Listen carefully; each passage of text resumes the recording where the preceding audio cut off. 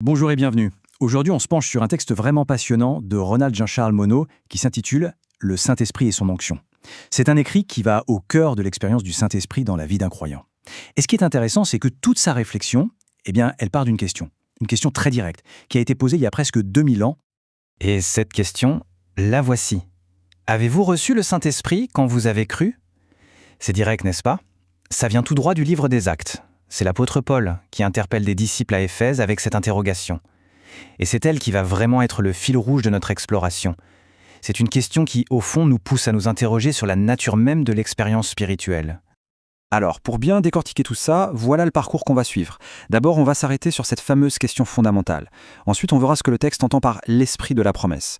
Puis, et c'est un point clé, on abordera les deux expériences distinctes. Après ça, on passera au concret, comment recevoir la puissance.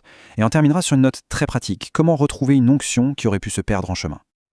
Allez, c'est parti. Première étape, une question fondamentale. On va voir d'où elle sort cette question et pourquoi, encore aujourd'hui, elle est si percutante. Tout commence, en fait, avec une rencontre bien précise que l'on trouve dans les Écritures. Et là, la réponse des disciples est assez surprenante. Ils disent « Nous n'avons pas même entendu dire qu'il y a un Saint-Esprit ». Imaginez un peu. Ils avaient cru, ils suivaient un enseignement, mais cette dimension-là, elle leur était totalement inconnue. Et c'est là-dessus que l'auteur Monod insiste. Il utilise ce passage pour montrer qu'il y a une distinction très nette. Croire en Jésus, c'est une chose, mais recevoir le Saint-Esprit de manière consciente, c'est comme une deuxième étape, une expérience qui vient après. Bon, ça nous amène tout naturellement à notre deuxième partie. Si c'est si important, alors qui est-il cet esprit de la promesse ? Eh bien, le texte est très clair là-dessus. Il ne s'agit pas d'une espèce de force vague ou d'une énergie cosmique.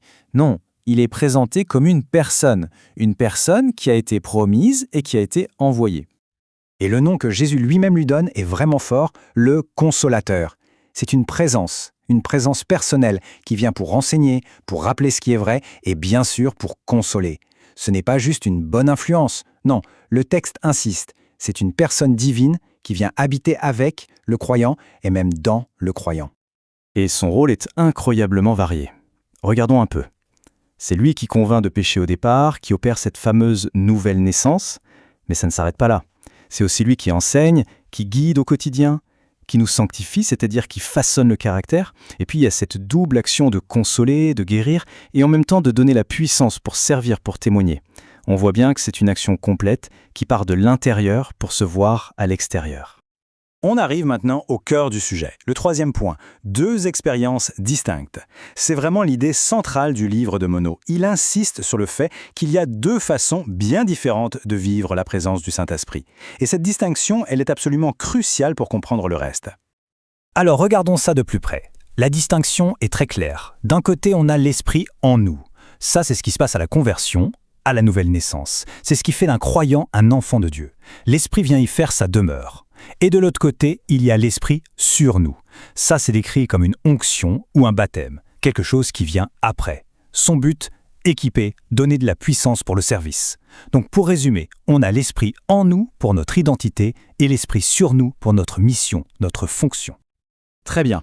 Maintenant qu'on a bien posé cette distinction, la question qui vient tout de suite, c'est d'accord, mais concrètement, comment ça marche ? Si cette puissance est une expérience à part, comment est-ce qu'on la reçoit ? Pour répondre, l'auteur va utiliser une allégorie, une histoire vraiment forte tirée de l'Ancien Testament. C'est l'histoire d'une veuve. Elle est au bout du rouleau, criblée de dettes, et on est sur le point de lui prendre ses enfants pour les vendre comme esclaves. Le prophète lui demande « Dis-moi, qu'as-tu à la maison ?» Et sa réponse est presque désespérée. Rien à part un tout petit vase d'huile. Et cette petite goutte d'huile, c'est ça qui va être le point de départ du miracle. Dans l'interprétation du texte, cette huile, c'est le symbole du Saint-Esprit que le croyant a déjà reçu en lui à sa conversion. Et cette histoire nous donne une sorte de mode d'emploi. C'est un processus actif, on ne reste pas passif. D'abord, il faut reconnaître son besoin, son vide, comme la veuve. Ensuite, il faut préparer des vases vides, c'est-à-dire un cœur qui est prêt, qui a de la place pour recevoir. L'étape fermer la porte, ça nous parle de ce moment d'intimité avec Dieu, loin des distractions. Après, viennent l'obéissance et la foi. Elle suit les instructions et elle commence à verser le peu qu'elle a. Et c'est là que le miracle se produit. Mais ça ne s'arrête pas là. Une fois les vases pleins, elle utilise l'huile, elle la met au service de ses besoins. La leçon est claire. Ce qui est reçu doit être utilisé. Mais voilà, la vie spirituelle n'est pas toujours un long fleuve tranquille. On en arrive donc à la dernière partie tout aussi concrète, retrouver l'onction perdue. qu'est-ce qu'on fait quand on a l'impression d'avoir perdu la main, d'avoir perdu cette efficacité, cette connexion? Et pour illustrer ça, l'auteur prend une autre image. C'est un disciple, un des fils des prophètes, qui est en train de couper du bois près d'une rivière. Et tout à coup, paf! Le fer de sa hache se détache et tombe à l'eau. Il panique et il crie au prophète Élisée. « Ah, mon Seigneur, il était emprunté! Ce n'était pas lui !» Et ça, c'est l'image parfaite de la perte de l'onction.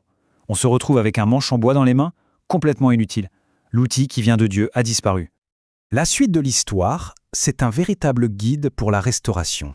Première chose à faire, arrêter de s'agiter pour rien. Le disciple arrête de frapper avec son manche inutile. Deuxième étape, il confesse sa perte. Il ne fait pas semblant. Troisième point, et c'est peut-être le plus difficile, il doit retourner à l'endroit exact où le fer est tombé. Il faut identifier l'origine du problème. C'est seulement là que le prophète agit. Il jette un bout de bois dans l'eau, un symbole de la croix, et miracle, le fer remonte à la surface. Et la dernière étape, elle est simple mais essentielle, le disciple doit se pencher et le reprendre. La restauration est possible, mais elle demande de l'humilité et une action de foi bien consciente. Et on termine sur cette question. La toute première question que le prophète pose aux disciples désemparés. Une question simple, directe, que le texte nous renvoie en miroir. Où est-il tombé? C'est une invitation à un examen personnel, à l'introspection. Si on sent que l'efficacité spirituelle, la joie, le zèle ne sont plus ce qu'ils étaient, la première question à se poser peut être celle-là. Où? Quand? Comment est-ce que ça s'est perdu? Parce que comme le montre l'histoire, le chemin pour retrouver ce qui a été perdu commence toujours par identifier honnêtement l'endroit où on l'a laissé tomber. Une question qui reste en suspens et qui mérite une réflexion sincère.